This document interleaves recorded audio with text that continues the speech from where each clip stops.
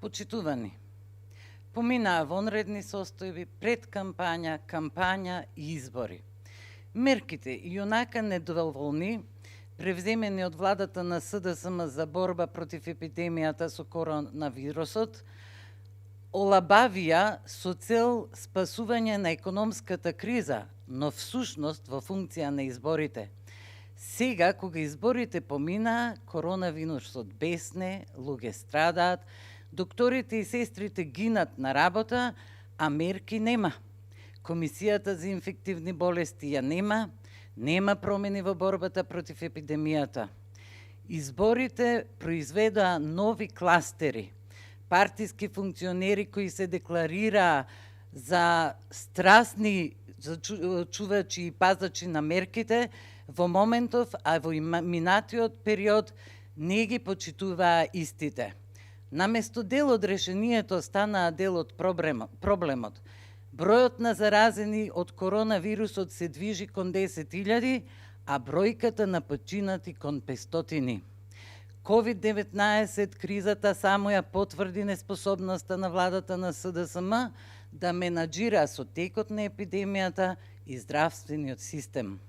Здравствениот систем се движи кон работна пропаста. Наместо решенија и здравствени политики, остана на популизам и политиканство, што не е дозволиво и во некои други, а не во овие тешки времења. Македонија стана црна точка во регионот и пошироко. Не знаат дали ова пикна првиот бран или е вториот бран. Не ги знаат кластерите, не ги знаат изворите, не знаат што да превземат и како да настапат. Не мислат како да се справат со кризата и навистина не знаат. Ке беше добро да послушаа нешто од предлозите на експертите и да променеа нешто во цел спасување на животи. Ако не знаат, им препорачуваме и ним и на граѓаните на Република Македонија има кој знае. Ви благодарам.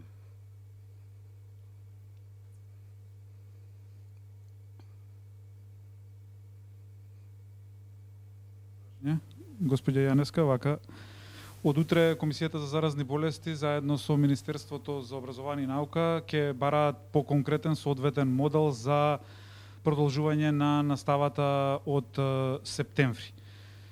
Веќе се изготвени неколку предлог модели, ќе се бара оној најсоодветниот, како партија, како ВМРО, ДПМН, дали воопшто имате свој глас во одлучувањето или во комисијата или пак во министерството, дали учествувате во давање на овие предлози, бидејќи во кампањата, колку што чинам, не беше ова главно прашање, не слушнавме многу околу продолжувањето на образовниот процес од септември. Каков е ставот на партијата, што мислите во врска со? Ви благодарам на прашањето. Прашањето е исклучително значајно. Прво сметам дека МОН и комисијата задоцнија. Еден месец е многу краток период за да се обмислат сите детали за тоа како треба да почне училишната година и студентската година. Општо познато беше, особено затоа што имавме кампања и избори, дека нема да спаднат бројките на заразени, а жал ми е и на починати, брзо и нагло, па од септември да може да почне школската година регуларно. Ние објавивме една преодна програма, но за жал немаше доволно простор на медиумите во детали да ја објасниме. Ние имаме програма за почетокот на школската година која е речиси во детали обработена. Се разбира, ни требаат некои информации од Министерството за образование за да може да почне за спроведување. Сега планирање на почетокот на школската година, на приемот на првачињата, на приемот на учениците во први клас, па и на студентите е крајно доцна. Тие не објавија дека, например, направи унифицирана платформа. Сега да се прави нова платформа е многу доцна. Какви и да се нашите IT компании, нема време. Сега треба да се прилагоди некој од светски познатите платформи, да се плати тоа, Не, јас не слушнав дека они ги мапирале децата кои немаат технологија да следат онлайн настава. Не се ни мапирани, а ако се мапирани, требаше да се спроведе постапка за набавка за помош на тие деца на компјутери, телефони умни или било што преку што тие ќе можат да следат настава. Верувам дека Бирото за развој на образованието има изработена скратена програма, но таа не им беше презентирана на наставниците и тие не добија задолженија. Сметам дека ќе биде најнеопходно сите предавања, сите задачи, сите тестови да бидат снимени и да им бидат понудени на учениците за да им бидат достапни во секое време. Да не должам многу, на крај не прашавте дали учествуваме. Јас како председател на Комисијата за образование и наука ниту сум информирана, освен од медиумите, ниту сум поканета, ниту некој од комисијата, колку што мене ми е познато, не е поканет да даде свој придонес, иако, еве велам, стоиме на располагање. Кратко време, како што рековте, и дека имате детално изработено предходна програма, на кратко, вака да не кажеш, што вклучува програмата, вклучува ли враќање на учениците со физичко присуство? Јас ќе ви образложам само неколку делови за кои сме размислувале како комисија. Еве и на Комисијата за инфективни болести ќе се вмеша малку во работата, со право затоа што сум доктор, а и на Министерството за образование. Со едноставен пример, колку што ми е мене познато, до вчера ниту во Делчево, ниту во Берово, ниту во Виница немаше ниту единствен случај на болен од корона, заразен од корона, и тие деца можат да почнат со настава сосема нормално, се разбира по скратена програма за да бидат рамноправни со сите други ученици во земјава. Таму каде што има најмногу заболени од коронавирусот и најмногу инфицирани, тие ќе одат онлайн. Но се ова што претходно го кажав, мора да се спроведе, значи платформата, еве јас ја препорачувам Microsoft Teams која треба да се преведе, тоа може брзо да се направи. Но треба да се обучат наставниците, треба да се обучат учениците, а конечно и треба средства да им се дадат. Ако една постапка трае месец и пол до 2, најмалку, како ќе почнат децата да учат?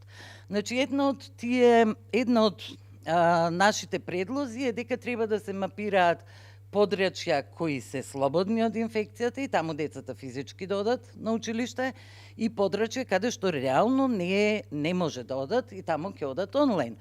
Друго, првачињата треба да влезат во училишните клупи првиот училишен ден.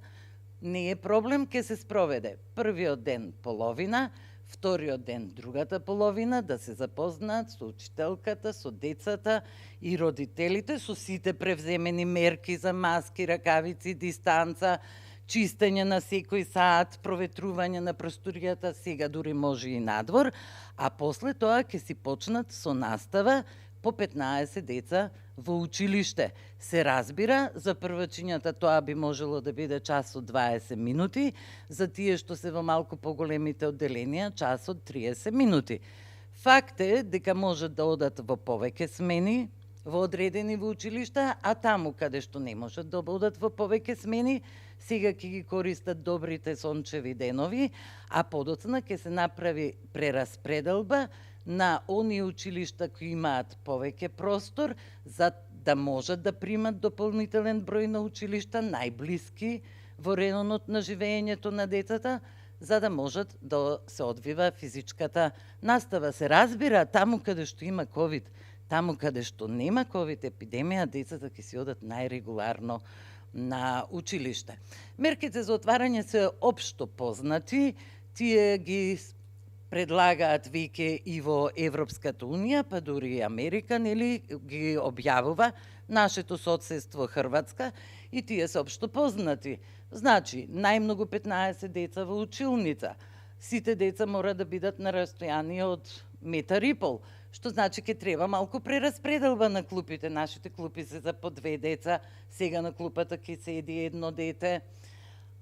Треба да се набават средства за хигиена, треба оброкот специјално да се доставува на децата.